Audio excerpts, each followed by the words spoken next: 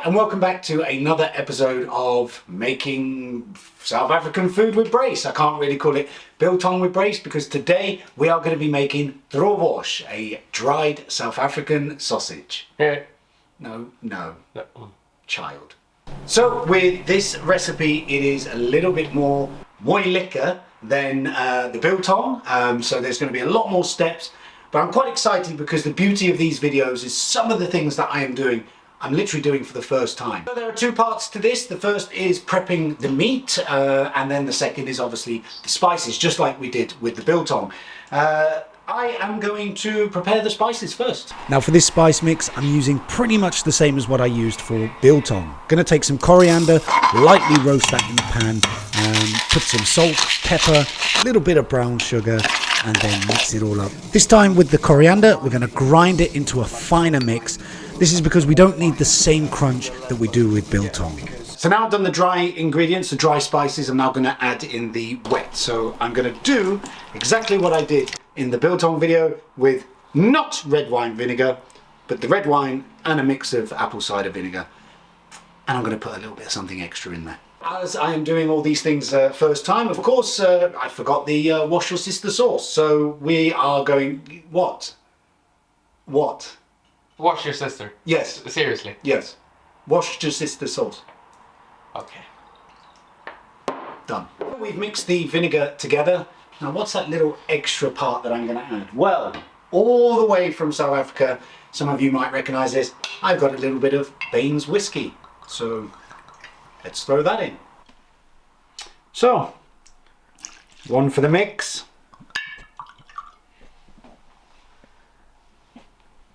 And one for me.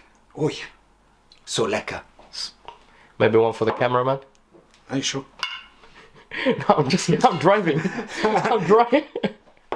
Just a little disclaimer, using alcohol in your recipes, when you are curing the meats, the alcohol will actually disappear. This is just more for helping the curing process and the taste. It's my favourite part of the recipe. It is preparing the meat. Now, what do we have here?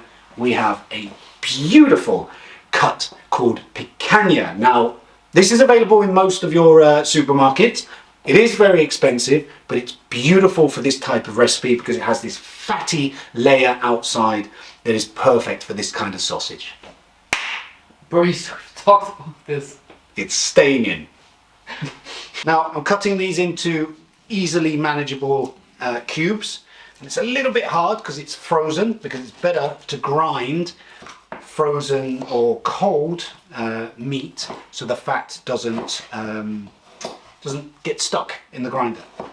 So I've separated the fat, I've put the fat in the freezer, and now I am putting the rest of the meat into cubes to put into the grinder. And you will see this beautiful marbling once I cut through. Beautiful marbling that you have here on the cut. Whew, it's hard work, this. Now I know why butchers are like butch. Now it's time for the grinding of the meat. Now your grinder will probably have 3 plates like this: large, small and medium. I know some people say in millimeters the holes, but I'm just going to say the medium one. The one in the middle is probably best for this, so you don't get so much air when putting it into the sausage casing. It is now time for the grinding. We're looking for a 30-70 mix here, 30% fat, 70% meat, so it doesn't get too fatty and cures really, really well in the Biltong box.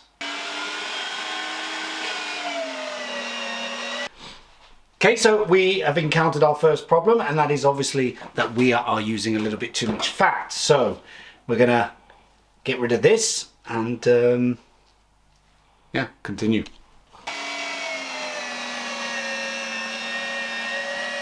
Time to actually make the sausages. In here I have some lamb intestines. You don't use beef or pork intestines because they're too thick and the taste won't be that good, so we're using lamb.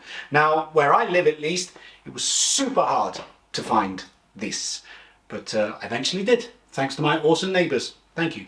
So I have been going around Södertälje literally all day, every single shop looking for these lamb casings. But now here at Alkazazi in Gneta, or wherever we are, I found it. Very happy. When preparing the lamb intestines, you take them out of the packet, you put them in a little bit of water to rehydrate them with a pinch of lemon and some salt, and then when you are ready to put the meat into them, you just rinse them through with some water. So now it's time to add the spice mix. Some people add this before grinding the meat. I want to add this afterwards to give a nice even mix of the spices. I'm adding the dry and wet together. When mixing, be very, very careful not to compress your meat. So kind of let your fingers loosely go through the meat to mix it up. It is time for another first. It's actually putting the meat into the sausage casing. If I can get my gloves on first.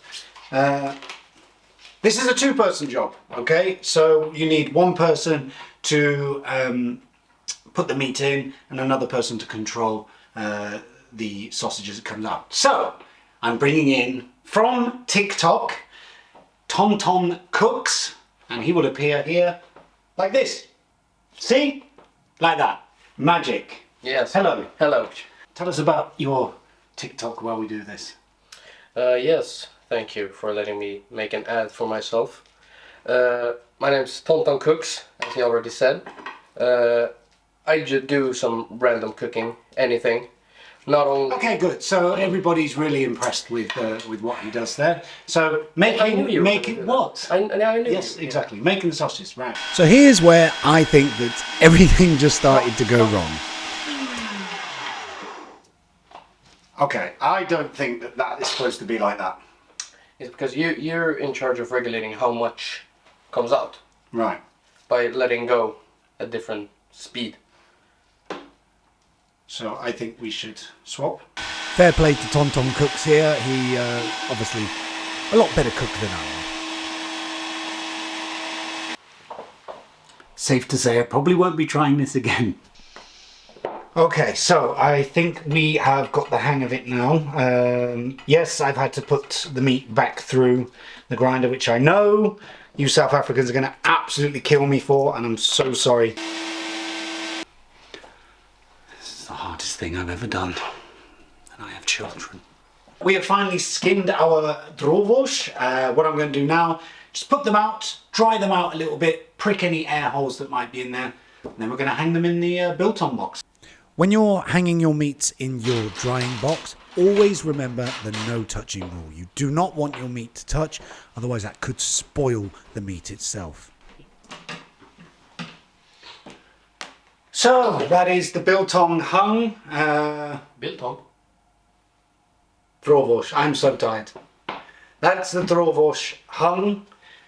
We will come back in a few days to see how it's drying off. But yeah, I'm going to put this down as a fail, but we'll see how it tastes. Maybe the taste is good, but the look and everything, I'm not so happy about.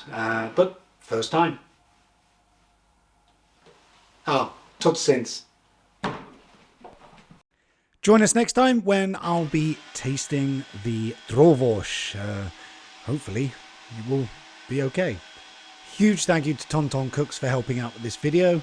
Make sure to like and subscribe and all this kind of stuff because I spent a lot of money on this video. Cheers!